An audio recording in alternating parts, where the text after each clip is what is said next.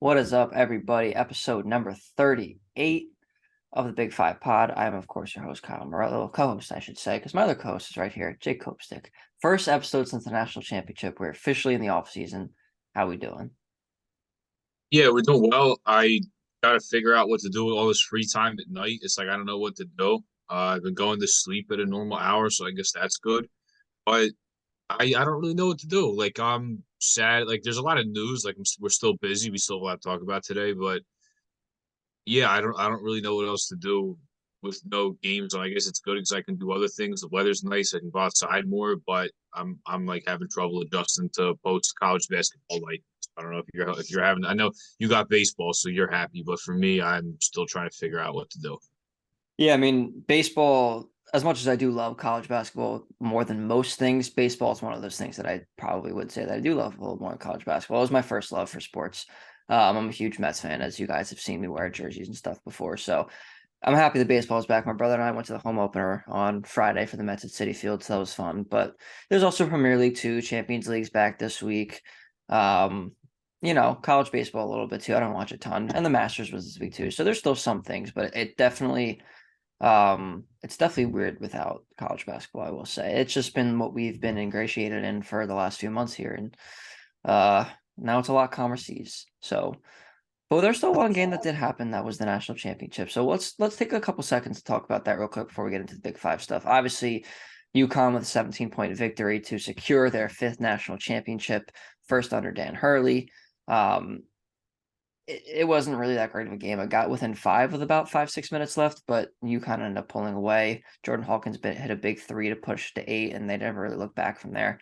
Um, it was just the culmination of a dominant tournament for UConn here. So, is there anything you can really even say for the game or for their tournament that you want to add here? I mean, it was just kind of domination from them from day one.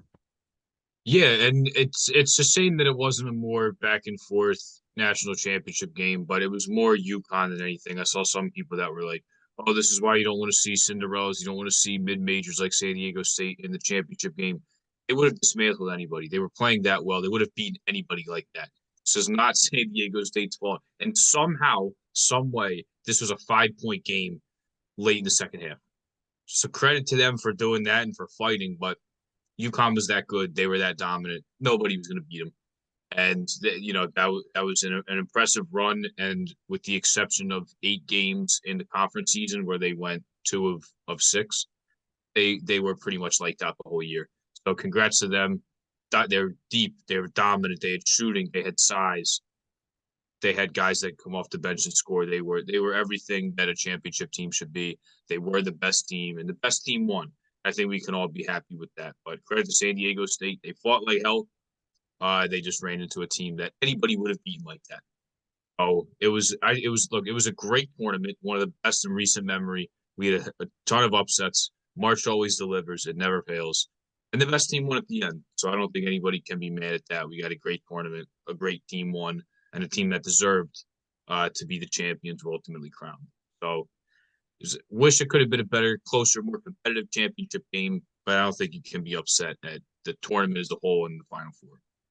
Yeah, I mean, you never want to see a blowout in the championship game of any championship game in any sport, but it was just dominance. It was complete and utter dominance by UConn, and they're going to be good again next year. I know Jordan Hawkins declared for the draft. Klingon said he's coming back though, so definitely something to look forward to for them. And that puts a bow on the 2022-2023 NCAA Division One men's basketball season. So shout out to UConn for winning. That was a great year, and we move on to the offseason now. And first, we're going to start with once again, the hiring of Adam Fisher at Temple University. We both had the pleasure of going to the press conference on what was that, Wednesday? On Wednesday when he was introduced, and I thought he had a really, really good things to say. And I'm going to ask you a second what your thoughts were too. But I just think he talked he talked a lot about family, mainly his family and just kind of his basketball family that he grew up as a coach with. Obviously he mentioned Jim Larinaga was his mentor. He mentioned Michael Shrewsbury. He mentioned Jay Wright. He mentioned Pat Chambers. All these guys that he's had the pleasure of coaching under. And he also talked about how he just wanted to, he seemed like he really had a desire to make this program what it once was under, John Chaney, Fran Dunphy, Harry Luwack. Obviously, that was far back for Harry Luwack, but he sounded like he wanted to come in and he wanted to do all the right things and make this program, like I said, what it was. So I'm I liked what he had to say. I'm very excited for his tenure here. But what did you think about what he had to say at the press conference? Yeah, I agree. I love his energy. I love his enthusiasm and his passion for what he was talking about. He's, this isn't a job that you could even tell if he was the second, third, whatever option. I mean, he's really really excited to be here. He's excited to try and re-recruit some of these players. I know they just had two guys in the portal that said they could come back, transfer elsewhere. We'll talk about that, but according to Javon Edmonds from the Inquirer, he was at the Temple Spring game with Heisir Miller yesterday, which is huge. He had a couple players in attendance. He has Zion Stanford, who's a recruit who's in attendance, and he's also going to stay committed to Temple. So that was big. But yeah, his energy, his enthusiasm, the way he's going to run things. He wants everybody to be. What I loved was he said we're going to be loose, but we're going to be locked in. I really really like that. He wants guys to just play freely. Doesn't want them to have to know a billion plays. Just wants guys to have fun and play freely. And I also loved about when he wants to shoot a lot of threes and play up and down and play fast. Manuel Akpomo was in the crowd and said Adam Fisher was saying, yeah, I had one of our players say to me, Coach, I don't shoot threes, and he said, well, you're going to get in the gym and start getting them up because you're going to. I really like that. He came across as not only fun and personable and a guy with a lot of energy and a lot of enthusiasm, but also was very stern and very serious on his points when he had to be. We talked about being prepared, playing with effort. Another thing I love was I'm not teaching anybody to play effort. That should already come with the territory of you being here. I'm here to coach everything else, but I'm not here to coach effort. You must show up with that. I loved all that. He definitely won the press conference. I know it's a term a lot of people use, but he certainly did that on Wednesday when we were there. A lot of media, a lot of administrators from Temple, which was huge. There was a lot of people there. It was really really cool to see that there's still a huge backing for the Temple basketball program, certainly on that campus. So he certainly won the press conference, and if you're a Temple fan and you listen to that, like you have to absolutely love everything that he was talking about because it's everything that you would want in a head coach, and not only just a head coach, but as a mentor for these student athletes and as a member of the Temple community as well. So you have to love everything about what happened Wednesday, and I would certainly give him an A+ and 100% on that press conference. That was pretty captivating to be at, especially if you're a fan of Temple. Oh, 100%. I mean, like we both kind of mentioned, he took over the room. Like he wanted everyone to make sure that Temple basketball was going to be back, and he wanted to do it the right way. It seemed like, which is obviously a very important thing. Not to say that the coaches beforehand didn't do it the right way, but wanted to make sure that that kept going.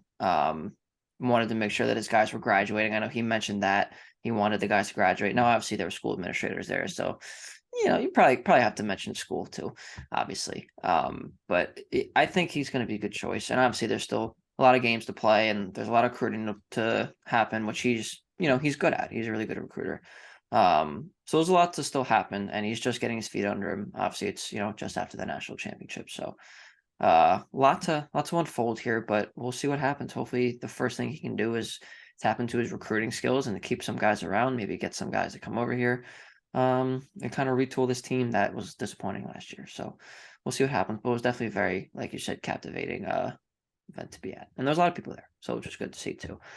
Speaking of which, he didn't really want to mention a ton of people on his staff yet because it wasn't official. He did talk about Michael Huger a little bit, but that was the only one on his staff he actually mentioned by name. But there's a couple other people that have been rumored to and will likely be on his staff. Well, actually, he did mention another person. He's retaining Chris Clark to his staff as well. He did mention him and how important he was to Temple basketball. He coached under Dunphy, McKee, and Adam Fisher too. So definitely a good person to keep there. But also former Albany assistant coach Bobby Jordan appears to be on his staff as well. Played at Temple 2004 to 2008, appeared in 101 games. This is actually Chris Clark I'm talking about first. High school basketball at St. Joe's Prep. So he's a Philly guy through and through. He's a video coordinator first. He was an assistant coach, like I mentioned, under Dunphy and McKee. And then Bobby Jordan played at Drexel, still a Philly guy. He was a walk-on who went under scholarship, which is really, really cool. like I said, got his undergrad and master's at Drexel, played high school basketball at Roman Catholic. So these are a couple Philly guys here that he's keeping around and adding to the staff here. What's kind of the importance of one, keeping Chris Clark, obviously, who knows the program as a whole, but also adding Bobby Jordan in too. Yeah, I mean it's huge, and if you heard it, at his press conference, he talked about how they have to recruit in Philadelphia, and they have to keep the best guys home, and have to be out in the community and around in this area, which is so basketball rich, and go out and get these guys. So to hire not only keep Chris Clark, who's a Philly guy and who played at Temple. This is now his third head coach that he'll be coaching with, and then added Bobby Jordan, coached in the high school ranks from Philly, and then coaching the college ranks in a couple of different spots as well. It's huge. These are two really good hires. I'm glad he was able to retain at least one guy from the staff, and more importantly, a Philly guy in Chris Clark. So got really good recruiters. He spoke highly about these guys and Chris Clark and Bobby Jordan about going out. And even when Adam Fisher was recruiting out of Miami or Penn State, going to the gym and seeing these guys there, speaking to their work ethic and how eager they are to get on the recruiting trail as well, and how dedicated they are to it. So you have to love these hires. And what I've said from day one, when it came to this coaching search, you need to get guys that are from here. You need to keep the best players in Philadelphia home. You need to reinvigorate that passion for Temple basketball, and it comes by recruiting guys that are from the city that people may know. They may be their neighbor, that they can get behind, that maybe have been, maybe they're an alumni from the high school they went to, and maybe they're even a Temple alumni. You know what I mean? Like, they have to get these local guys that people know, people have ties to, and that'll help the fans get behind the program again. So these are two really good hires. Not really a hire with Chris Clark because you're keeping him, but Right. to get a Bobby Jordan and then to retain Chris Clark, get these Philadelphia guys to help you keep the best guys that are from here and have them stay here. So yeah, two terrific guys. The one in Chris Clark to keep, and then Bobby Jordan to come over from Albany to get over here and get on his coaching staff. I think they're awesome, and that's what it's going to have to be. You got to keep the best guys in Philly home, and it's huge they were able to keep Zion Stanford's commitment to Temple and keep that honored. So you got to keep the best guys home. The Catholic League is one of the best, if not the best, high school basketball league in this country. You don't have to go very far to recruit some of those guys. So I hope that they can keep them home, even if it's 4 and 5 star guys that might be getting national looks. You got to do what you can to keep guys here. So I love these guys being a part of the staff, and I think ultimately that mission of keeping the best Philadelphia players at Temple, I think they will accomplish that for. I think so too. And it is really, really important. And the thing I actually thought was interesting about that was Adam Fisher, obviously mentioned he wanted to keep guys in Philly, but he also mentioned that he wanted Temple to be a national brand too. And then he wanted to recruit guys not just from Philly, but from all over, which, they have been, but they also haven't been doing a good job of keeping guys in Philly too. So I think it's trying to find the middle ground of that. And I think Adam Fisher will do a good job of doing that. Another also funny thing too is he mentioned Chris Clark coming back. He was like, yeah, he was in the transfer portal, but yeah, he's returning. So that was a funny anecdote from him as well. But yeah, exciting things on the Adam Fisher front so far in his very, very early tenure at Temple. But speaking of Temple and the Big Five, obviously, the new format, we mentioned it in December or January when it first came out. And they're going to officially announce plans for that on Tuesday at the Wells Fargo Center in the morning or early afternoon. You and I will both be in attendance for that, I think. So definitely something exciting. Obviously, we don't know more than the Athletic article that came out a few months ago about that. So nothing really crazy to report there yet. Obviously, reminder that they're considering adding Drexel. They're going to make it a kind of a round robin. Is a round robin the right term for it? Round robin tournament?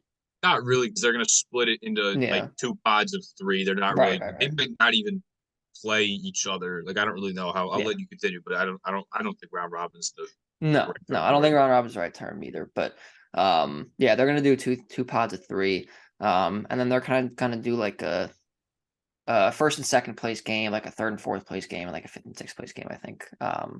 When that's all said and done to determine who's the champion of the Big Five. It's very interesting way of doing it. We both had our opinions on it of whether we agree with it or not. But the formalized plans will be announced on Tuesday. So of course we will keep you updated on our Twitter and our Instagram as well. So make sure you tune up to stay in English. Stay tuned for that. and keep tabs on Tuesday. All right, moving on. We got some transfers and draft eligible players now to talk about to end our pod here. So first, we're going to start with the Ivy League Player of the Year, the Big Five Player of the Year.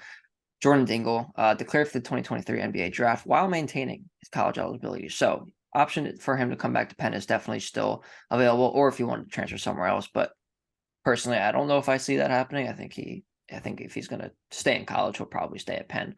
But like I said, Ivy League Player of the Year, second leading scorer in the nation. Obviously Antoine Davis, we know about him almost breaking Pete Maravich's record, but he is a certified bucket, and he was the best player in the Ivy League this year. You can make the argument with Toscano 1 with 2, but very big news that he's testing the draft waters here. What do you think is going to happen? Do you think he's going to go? Do you think he's going to go to another college? Do you think he's going to stay at Penn? What do you think? I believe he's going to stay at Penn. Now, he like you mentioned, he had a career best year here. Second leading scorer in Division One, career high field goal percentage, 2 point percentage, 3 point percentage. Guy was terrific this year. So look, you want to strike when the iron's hot, and it's not now that you have this option, and he hasn't done that. He's never done this before. Absolutely, go get some feedback and go to the workouts, go to the combine. Or I believe you're able to go to the combine and then announce that you're going to come back.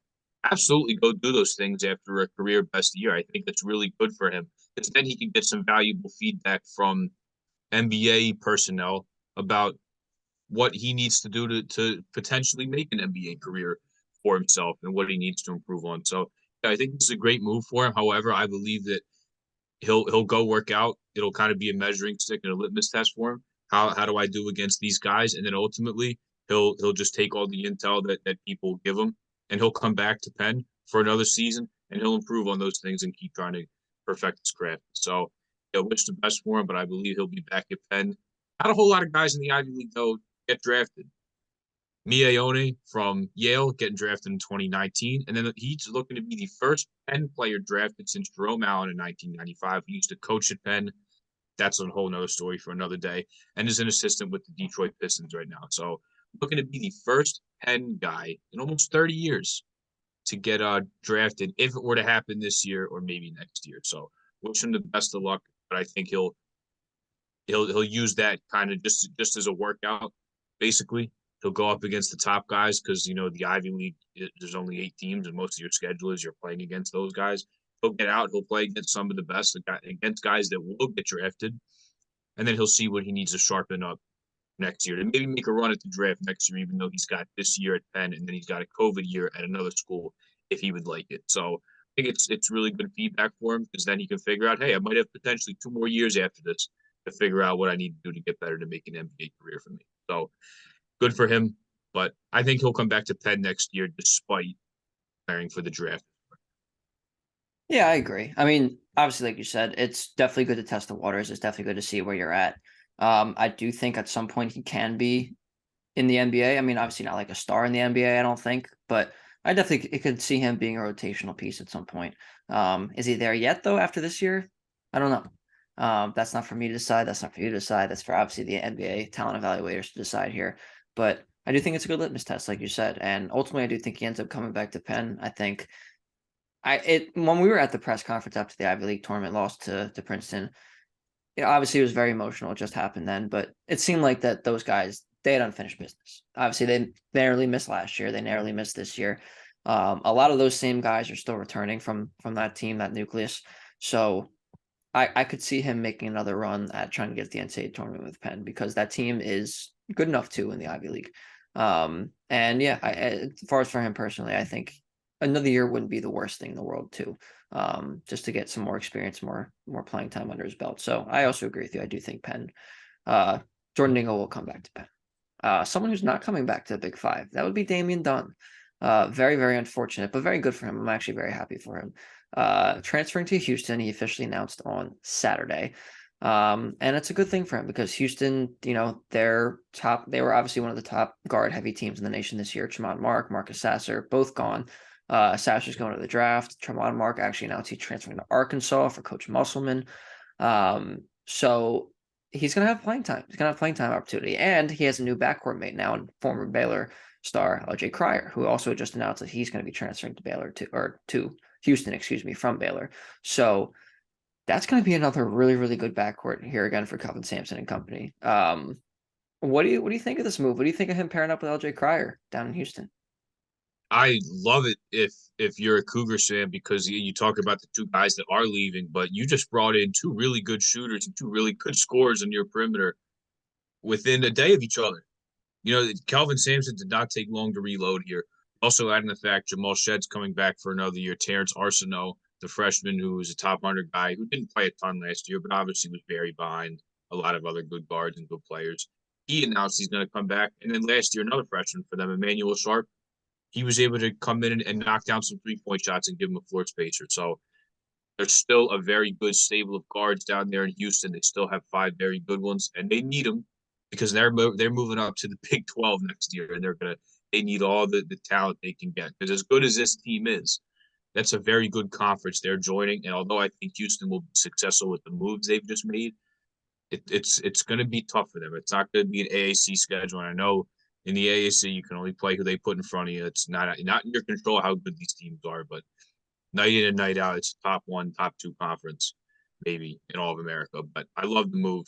He's going to be able to shoot the ball a lot. He's going to have creators and floor spacers around him to allow him to get some more space. But it's just a very, very good perimeter all around. You have LJ Cryer who can shoot the lights out. Damian Dunn can shoot himself from three. From the mid range, you can see him operating the paint with all the turnarounds and the tough twos and the shot making ability he shows. But also a dude that seeks out contact, can hang in the air and draw contact, and is going to get to the free throw line a ton. During the conference, as it goes to the Big 12, this guy's going to shoot a ton of free throws, maybe even more than the 6.5 attempts he's already averaging this year. So it's a shame to see him leave Temple, but I am happy for him because he's going to a big time program where he can play in the tournament, have success in the tournament, and night in and night out, if he wants to have a professional basketball career, which I believe he will, now you get to play in pound for pound, maybe the best conference in America. So sucks he's leaving the Owls, but I think it's a good fit for him. He's still going to have a ton of scoring opportunities. He's going to have guys around him to take the load off him, and he's playing in a huge conference. So it's a shame to see him go, but for Damian Dunn himself, he made a move that was the best decision for him, and you can't be mad at him for that. You can only be happy for him because I think he's going to play very well here, and he's a great fit for the Cougars. Yeah, extremely happy for him. And like you said, it is a really, really great fit, especially considering the fact that obviously Houston was in the American and Kelvin Sampson saw him for the last few years and obviously saw how great of a player he was. He had to face him numerous times, and he's probably like, hey, I could probably figure out a really, really good way to put him in our lineup and use him even more effectively than Temple did. So I don't blame either party for making that happen. And obviously, like you said, it sucks that he's leaving Temple, but he did the best decision for him because I think he can definitely, have an NBA career or just a professional career in general. So good for him. Good for him. Another star player leaving the Owls, unfortunately, and we also saw this one coming too. Obviously, Jamil Reynolds.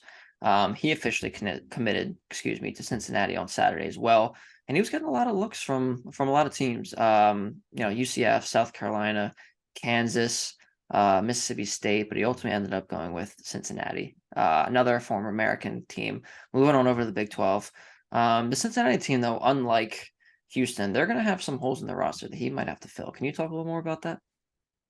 Yeah. So the thing is, we just talked about Houston having some holes in their guard spots they were able to fill with an LJ Cryer and Damian Dunn. This Cincinnati team's the same way, but they have a very strong front court. Odi Iguama announced he's going to come back and use his extra year of eligibility. Victor Locken is going to return for another year, and now you have Jamil Reynolds. So as far as bigs and post players go, the Cincinnati team has what they need to compete in the Big 12. However, guard wise, they need to figure something out here, bring in some transfers. David Julius has played 5 years. He's unfortunately out of eligibility, even with the COVID year. Jeremiah Davenport, he announced he's going to transfer. And Landers Nolly, the second, declared for the draft. I thought he would maybe maintain his eligibility and use his extra year. Decided not to, just decided to go straight to the draft. So on some nights, you've just lost maybe 3 starters. You're going to have to replace those guys even when you bring in a Jamil Reynolds. And it's no shoe in that Jamil Reynolds is going to start. I certainly think he has the talent to be able to. and he's shown the ability to be able to. But behind a Victor Locken and an Odi Aguama that showed they were very good players in the AAC, it's no show in he's gonna start there. I believe he'll see a lot of minutes, and he will start at some point, but that position's not going to be given to him. He's going to have to really claw for that and earn that in front of those two guys in front of him. But they're going to need guards. So we'll if anything happens, like we'll be sure to update. But guard wise now is where Wes Miller's got to turn to. This guy's known as a good recruiter. Jamil Reynolds came out and said that usually it's assistant coaches that recruit you. From day one, Wes Miller was the guy that was trying to get me to go to Cincinnati. So Wes Miller worked his magic again. He's going to have to do that with his guards, though, and his ball handlers if they're going to compete in the Big 12. But for right now, when you get Jamil Reynolds and you add him on what they have, the Bearcats certainly have the big men that compete in probably the best conference in America. Yeah, I mean, from Temple's perspective, it's definitely a big loss. I mean, I think we all knew this was coming because he's talented. He's a really talented dude. Unfortunately, he had that injury around December or so, which caused him to not play for a while. I believe it was 6 or 8 weeks around there. So he never really got all of his feet underneath him, but we saw how talented he could be, and it's definitely going to be a big loss for Temple. Will they be able to replace him? Not exactly sure. Obviously, Jordan's going to Memphis, so that was the kind of their small bell center when Reynolds wasn't in the lineup. So I don't really know what's going to happen now, but they're going to definitely have to replace someone as talented as Reynolds. And we'll see what happens. We'll see what Adam Fisher can do in the transfer market here. All right, one last former Temple player we're going to talk about hasn't committed anywhere yet, and he's told us that if he's going to commit somewhere, it's going to come from him. So hasn't said anything, but he did say, and of course we're talking about Caleb Battle. He visited Arkansas over the weekend. So could be teaming up with Tremont Mark, who obviously just announced he was going to transfer there. Could you see this as a really good fit for Caleb Battle under Coach Musselman down there in Arkansas? Yeah, I could. Now, the one problem with Caleb Battle that we talked about is maybe there's some character issues there. He had two different kind of leaves from the team where there was problems that he was causing in the locker room, which will be a problem and won't fly at an SEC school that's made in the last 3 years, made 3 second weekends, two of which were in the Elite Eight on the doorstep of the Final Four. It's not going to fly there. But look at all the success Eric Musselman's had with transfers the last couple of years. I mean, this past year, he brought in the Mitchell twins that played a lot for him. Trevon Brazil was on an awesome pace, potentially to get drafted before he tore his ACL and had to miss the rest of the season. You look at the year before, brings in a Stanley Amude who's now getting some NBA minutes. Even though he came over from South Dakota, he just played that well at Arkansas. Like this guy brings in really, really good transfers. JD Note came from Jacksonville last year and was averaging nearly 20 points around there. So he's had a great track record with transfers to where if Caleb Battle goes there, I believe he'll succeed because Eric Musselman kind of hasn't missed with those. He always brings in a ton of transfers and he always finds guys that hit and play well for him right out of the gate. And they're going to need scoring for sure, and they're going to need shooting. This was not a good shooting team last year, and we don't know if an Anthony Black or Jordan Walsh is going to come back yet. But this team needs shooting, and Caleb Battle is going to provide that for you. Not many guys can score it and fill it up the way he can. And if he does commit to Arkansas, then he's filling a huge need for them on the offensive end, being a dynamite shot maker and a 3-point shooter. So I believe it'll work out. But anyone who gets Caleb Battle and whatever program he goes to, talent wise, he has the talent to play in the Big 12 and the SEC. But take the coaching they give you and just you're gonna hit bumps and stuff like that. Like I don't want to act like I know what's going on here, but I see the stuff that happened in the locker room and all the extracurriculars, and that's not gonna fly at a big time school. But if you go to a big time school like in Arkansas, you can legitimately cut down the net somewhere. You're gonna be that good. So I hope he realizes the opportunity that's in front of him if he goes to a school like this. But all in all, I love Eric Musselman. You know that he's one of my favorite coaches in the land. Look at how well he recruits 5-stars, how well he recruits transfers. And if he brings in a guy like Caleb Battle, I think it'll be a very good pairing and they could have a lot of success together. 100%. And you kind of mentioned some of the issues that he had, with a couple of leaves that he had during this past year. I definitely think that's something to be concerned about with some coaches that he could potentially be visiting and whatnot. I don't think Aaron Musselman's one of that coach. I think if anyone's going to be like, yo, you're coming here, you're going to be a shot maker, you're going to be a 3-point shooter, and you're not going to have any BS. It's going to be Eric Musselman. He's going to get him right. If he does end up going there, of course.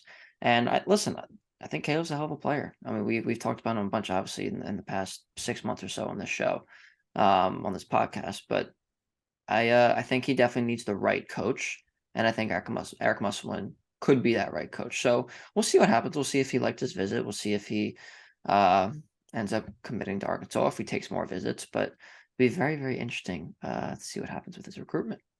And with that being said, that's pretty much all we got. Not a ton of news. I mean, there was news for sure, but not a lot in volume, but a lot in quality. So that was good. But anything else that you'd like to add before we sign off here?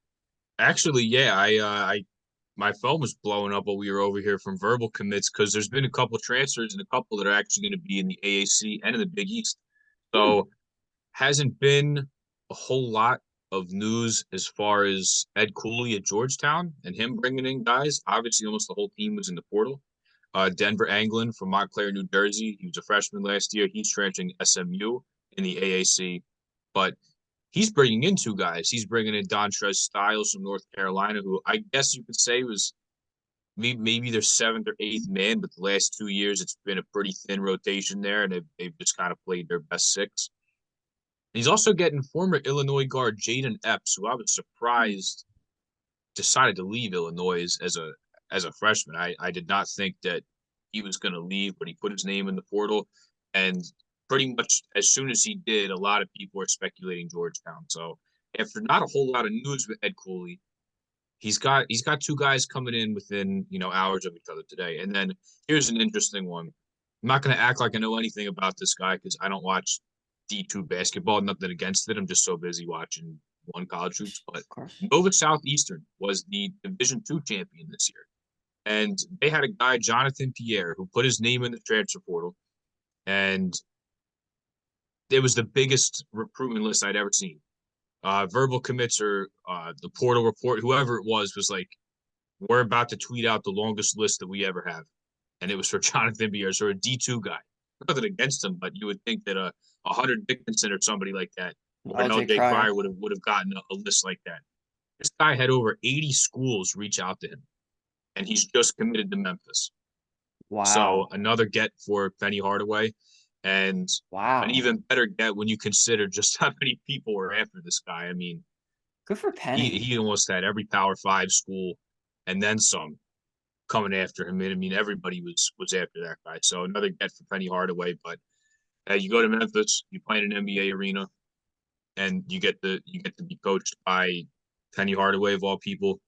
That's probably not too much of a recruiting pitch on his part to convince you to go there. So Nick Jourdain's already down there, and now he gets. I don't even think I have to say one of the most highly coveted players in the portal. I think I can say Penny Hardaway just got the most highly coveted player in the portal. When it By comes sheer to numbers. Yeah. yeah, by sheer numbers, I think Hunter Dickinson is the big news, and that's what we're still waiting to hear. I think he's the best transfer out there. Obviously, LJ Cryer, it's huge, but man, 80 some schools, and in a couple days, he picks you.